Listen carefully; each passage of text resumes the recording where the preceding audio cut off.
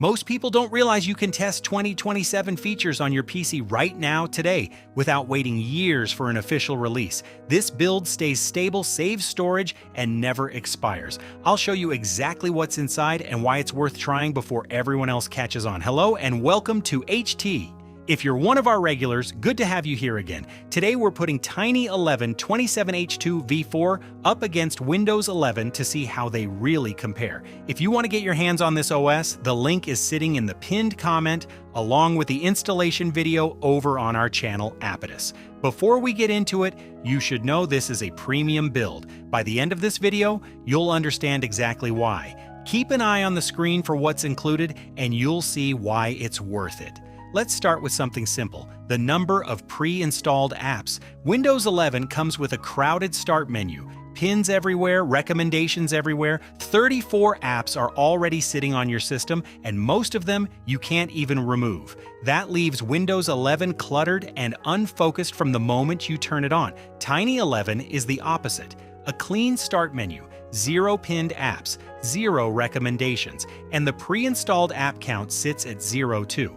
Every single app on your system is one you chose to put there, not one Microsoft decided you needed. Next, disk usage. Windows 11 first, a clean install eats up 37.8 gigabytes. Your storage is already disappearing before you've installed a single program. Tiny 11 takes up just 5.44 gigabytes after installation. Lighter, smaller, and it leaves you with far more room for your own apps and files. Now for the test everyone waits for, idle RAM usage. Windows 11 sits at 2.7 gigabytes on a 4 GB RAM machine, and that's while doing absolutely nothing. More than half your memory gone before you've opened a single app. A couple of Chrome tabs later, and the whole system grinds to a halt. Tiny 11 doesn't run into that problem. It idles at just 1.6 gigabytes on the same 4 GB setup, noticeably cleaner. And if even that feels too high, there's a fix. Open Velotic Pro, head to the cleanup page, and enable AI RAM cleaning. Within seconds, your RAM usage drops all the way down to 0.7 gigabytes. If you want a cleaner installer, lower RAM usage, and a system free of bloat, Velotic is the app for you. And no, this isn't a sponsorship, we built it ourselves. Velotic is a Windows utility that brings your PC maintenance into one place. Let me show you what it does. The dashboard. A clear readout of your system, processor, memory, storage. The information you need without opening half a dozen menus. Gaming. Velotic adjusts settings to improve frame rates and configure your GPU for games. The changes are applied for you. No manual registry edits, no guessing which toggle matters. Automatic cleanup. When your system needs it, Velotic frees RAM and removes junk files. It runs quietly in the background. You set your preferences and leave it alone. Debloat.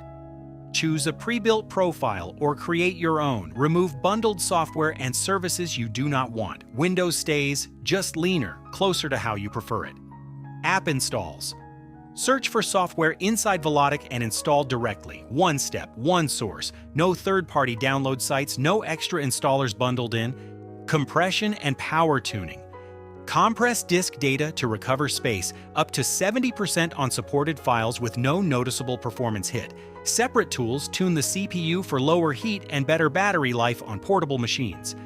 500 plus tweaks. Fine-grained control over how Windows behaves. Every change is optional. Use as many or as few as you want. Everything in one application. Cleanup, debloating, installs, compression, tweaks, normally scattered across separate tools. Velotic combines them. Early bird access is linked below. Windows 11 to Tiny 11. Open debloat, select Tiny 11, press play. Velotic manages the full debloat from start to finish. That is the workflow most users come for. Velotic is available now at early bird pricing, link in the description. Back to the benchmarks, let's look at CPU usage on both systems. Windows 11 is running 156 processes, 2100 threads, and 64,000 handles at idle. That's a lot happening in the background before you've even started working. Tiny 11 runs just 91 processes, 1300 threads, and 33,000 handles on the exact same machine. A massive drop, and that translates directly into better temperatures, higher FPS in games, and lower latency. Now for the real-world test, GeekBench 6. This is where the gap really shows up. Windows 11 scores 2272 in single-core and 5469 in multi-core. Run the same test on the same hardware in Tiny 11 and you get 2465 single-core and 6882 multi-core. Same machine, same test. One clearly comes out ahead. We'll drop the links to the full benchmark results in the description so you can go check them yourself. Moving into configuration, Windows Defender works perfectly fine on Tiny 11 27H2v4. It's just switched off by default so it isn't running in the background and flagging false positives. But if you need it, turning it on takes a few clicks. Open the Configure app, go to the Defender section, and click Enable. That's it. Defender is now active. You can double-check it in the Security Center if you'd like. On to updates. Security updates stay enabled by default, so only the essential security patches install in the background. Everything else is paused. Only unpause them if you truly need to, because doing so can also let Microsoft slip bloatware back onto your system. You can also disable updates entirely through the Configure app, though we wouldn't recommend it, since that ends up breaking the Microsoft Store. Speaking of which, the Microsoft Store works exactly as it should on Tiny 11. Since there are no pre-installed apps, you'll need the store for the everyday basics, things like Notepad, calculator, and snipping tool. Just open it up like normal, search for what you need, hit Get, and it installs right away. If you've got a Microsoft or Xbox account, you can sign in here too and pull up everything you've already purchased. And once installed, something like Notepad runs without a hitch. Now for the test, Tiny 11 is best known for booting up on just 256 megabytes of RAM. For some perspective, 256 RAM takes you back to the 1990s, 25 to 30 years ago. And here we are in 2026 with a build that can still boot on that same amount. It's not fast, of course. Speed was never the point here. The point is showing just how far this system can be pushed. And when we say stable, we mean it.